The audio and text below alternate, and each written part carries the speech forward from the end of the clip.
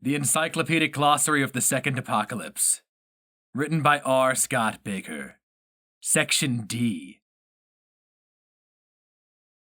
Dagliash. Meaning shield hold in Umeri, the ancient Eorsic fortress overlooking the river Sursa and the plains of Aegon Gria, raised in 1601 by Nanor Mikhus, High King of Eorsi, upon the ruins of Viri. It changed hands several times in the wars preceding the apocalypse. During the Great Ordeal, it would be the site of the scalding. Daimos. Also known as noomancy, the sorcery of summoning and enslaving agencies from the outside.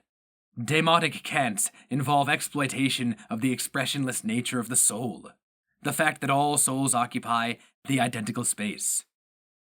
One orthogonal to the spaces of the bios, yet still belonging to the space of speech. For both political and pragmatic reasons, many schools forbid their utterance, condemning the Daimos as irresponsible, if not reprehensible. The Tusk condemns the practice as wicked, and lists 3 different ways to execute its practitioners. Some esoteric scholars claim that Daimotic sorcerers condemn themselves to eternal torment at the hands of their erstwhile slaves when they die. But then, all sorcerers arrive where monsters have come before them. Dameöri Wilderness. A vast tract of forested, shrank-infested wilderness, extending from the Tidoni frontier in the south and running northeast of the Ossawai Mountains to the Sea of Serish. The Decapitants. Name given to the 2 severed demon heads slung from the waist of an Osirimbur Kelhus I. In 4121, following the installation of Nurbanu Soter as King Regent of High Aenon, the Aspect Emperor famously stayed in Kiz as a guest of Haramari Iokas, the famed blind necromancer, learning the most forbidden of the forbidden arts, the Daimos. He reappeared 4 months later with the heads of 2 demons bound to his waist by their hair. Whenever he was asked about them, he would demur, often as Helu Akamis, the one-time Mandate Court advisor, reports in his journals, ignoring the question altogether. Akamis recounts a tale told to him by a Shigeki drover, Pim, pressed into imperial service working the Aspect Emperor's baggage train. According to Akamis, Pim told of a trip across Gidea that took the Aspect Emperor and his travel court across the legendary plains of Mengeda. In the deep of the night, near the end of his watch, Pim found an Osirimbur Kelhus alone and raving on the haunted plain, alternately removing his head and replacing it with one of the decapitants. Akamis is rightly dismissive of the man's lurid account, though the schoolman readily admits being frightened by his sincerity. Quote, he had the look of a sempic simpleton to him, one who had left his brain with the fish to dry. As imagined, the decapitants were a matter of some delicacy among Dûnyain writers, since focusing upon them exclusively, as the Fein Immin and Rithi Orthodox opponents of the Kellian regime certainly did, easily led to questions regarding what kind of man would bear such horrific trophies. So even though regularly extolled as a verifying contradiction, a phrase attributed to Werjiao, by the 1,000 temples, Dûnyain were as a rule loath to discuss them. A defense of the arcane arts. The famed sorceress Apologia of Zarathinius, which is as widely cited by philosophers as by sorcerers, because of its pithy critiques not only of the Inrithi prohibition of sorcery, but of Inrithism itself. The work has long been banned by the 1,000 temples. Demoa Mountains, an extensive range located in northwestern Erwa, forming the frontier between Injornias and what was once Kuniori. Dinchases, man of the Tusk, captain of a Trempus, and lifelong comrade in arms to Cry JT Zynamis, slain at Iothea. The Diurnal, one of the sublime contrivances of the artisan Emilides. The diurnal was a sorceress lantern reputed to transform night into day, and so was called the Day Lantern, thus denying the advantage darkness conferred on their foes during the Kuno and Koroi Wars.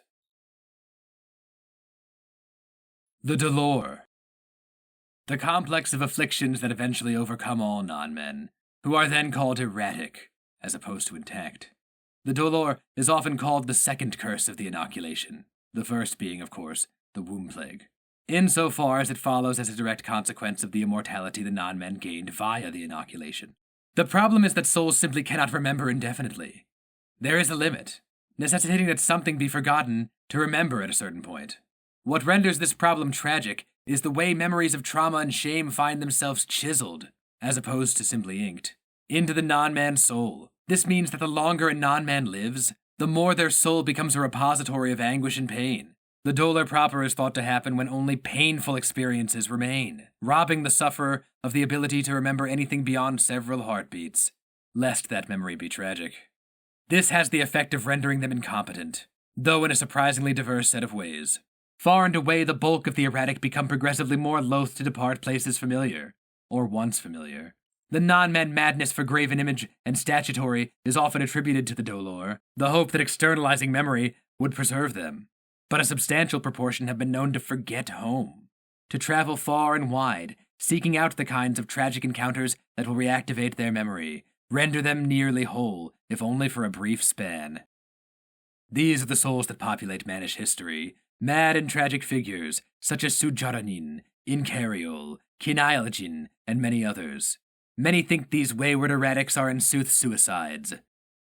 The final stage of the dolour is called the gloom, the point where anguish has been worn into animal misery by the endless years. Sufferers lose the ability to speak or care about anything but the most instinctive necessities. As far as anyone knows, a non-man may live in this state indefinitely. Amongst human scholars, there has been a long tradition of theorizing the dolour, interrogating the metaphysical implications of the condition. How could a soul, which has no extension, become full? What would it be like to be such a soul? What does it say about the dependency of the present on the past? Is the now but, as Dinchases asks, quote, an excretion of the past? These comprise a small fraction of the impious questions men have pursued under the auspices of the dolour. Domyot, Shaic version of the Zeumi Dûnyain, also known as the Black Iron City, the administrative capital of Zeum, famed for the cruelty of its rulers and for its iron-skirted walls. For most in the Three Seas, Domyot is as much a place of legend as Golgotharath. Dûnyain, a severe monastic sect that has repudiated history and animal appetite in the name of finding enlightenment through the control of all desire and all circumstance. Though the origins of the Dûnyain are obscure, many think them the descendants of ecstatic sects that arose across the ancient north in the days preceding the apocalypse. Their belief system is utterly unique, leading some to conclude that their original inspiration had to be philosophical rather than religious in any traditional sense. Much of Dûnyain belief follows from their interpretation of what they consider their founding principles. The empirical priority principle, sometimes referred to as the principle of before and after, asserts that within the circle of the world, what comes before determines what comes after, without exception. The rational priority principle asserts that logos, or reason, lies outside the circle of the world, though only in a formal and not an ontological sense. The epistemological principle asserts that knowing what comes before, via the logos, yields control of what comes after.